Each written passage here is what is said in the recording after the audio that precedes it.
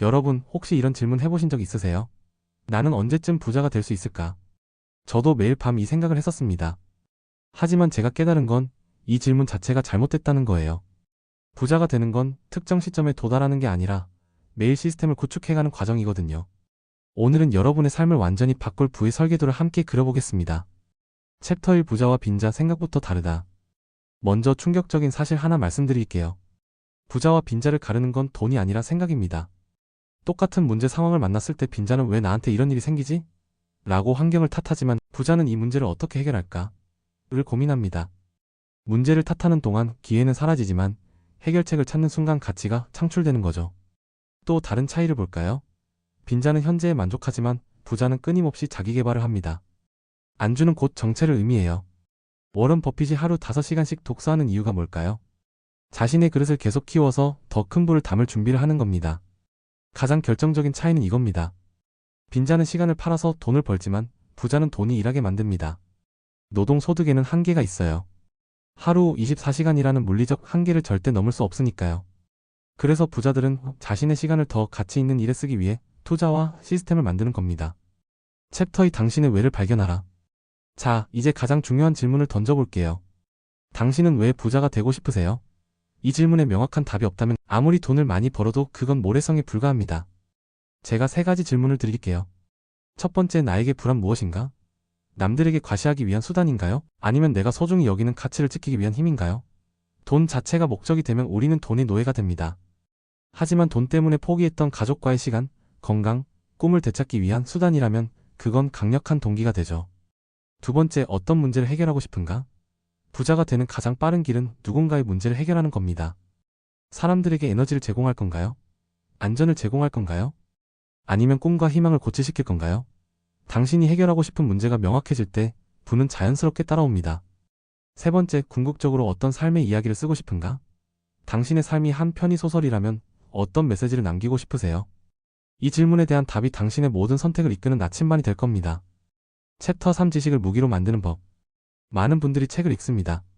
하지만 단순히 읽기만 해서는 부자가 될 수 없어요. 중요한 건 그 지식을 내 것으로 만드는 기술입니다. 먼저 책을 펼치기 전에 질문하세요. 이 책을 통해 나는 무엇을 얻고 싶은가? 그 목적 없는 독서는 시간 낭비입니다. 표지와 목차를 보면서 전체 구조를 파악하고 내가 던진 질문에 대한 답을 어디서 찾을 수 있을지 예측하세요. 이것만으로도 독서 효율이 극적으로 올라갑니다.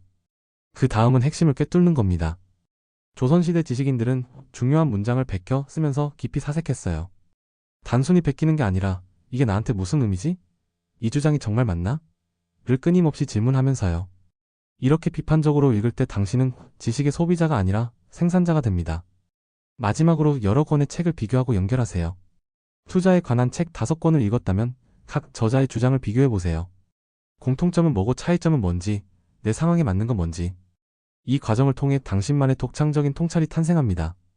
챕터 4 산막 구조로 인생을 설계하라. 이제 구체적인 실행 전략을 말씀드릴게요. 영화나 소설에는 산막 구조가 있습니다. 설정, 대립, 해결. 이걸 당신의 인생에 적용해보세요.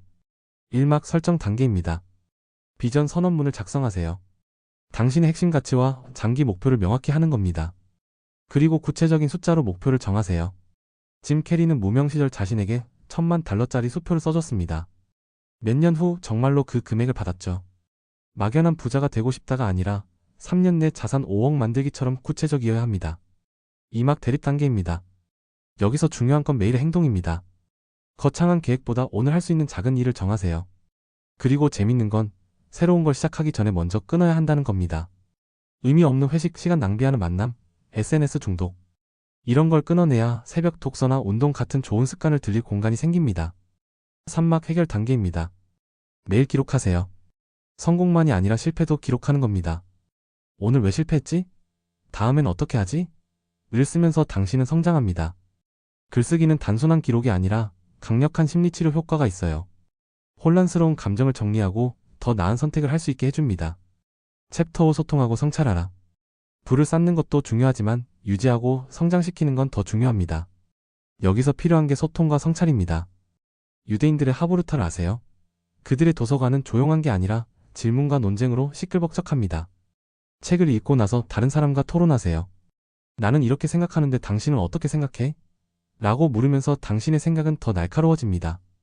그리고 글솜씨를 키우세요. 잘 정리된 생각은 사람들에게 신뢰와 공감을 얻는 가장 강력한 무기입니다. 투자 유치든 사업 제안이든 협상이든 명확하게 소통하는 능력은 그 무엇과도 바꿀 수 없는 자산이에요. 마지막으로 묵상의 시간을 가지세요.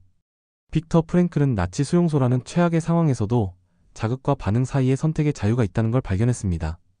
하루를 마무리하며 그날의 사건을 돌아보고 성찰하는 시간, 이게 충동적인 반응 대신 더 나은 선택을 하게 만듭니다. 클로징. 자, 이제 처음 질문으로 돌아가 볼까요? 나는 언제 부자가 될까? 답은 이겁니다. 부자가 되는 시간은 특정한 날짜가 아니라 매일매일입니다. 왜라는 질문으로 토대를 다지고, 지식으로 설계도를 그리고, 행동으로 벽돌을 쌓고, 소통과 성찰로 보강하는 그 모든 순간이 바로 당신이 부자가 되는 시간입니다. 더 이상 시간을 기다리지 마세요. 오늘 당장 책 한 권을 펼치고 그 안에서 발견한 한 문장을 노트에 적는 그 작은 행동이 위대한 여정의 시작입니다. 당신의 부의 서재가 완성되는 시간은 바로 지금입니다. 이 영상이 도움이 되셨다면 좋아요와 구독 부탁드립니다. 댓글로 여러분의 부의 WHY가 무엇인지 공유해주세요. 다음 영상에서 뵙겠습니다.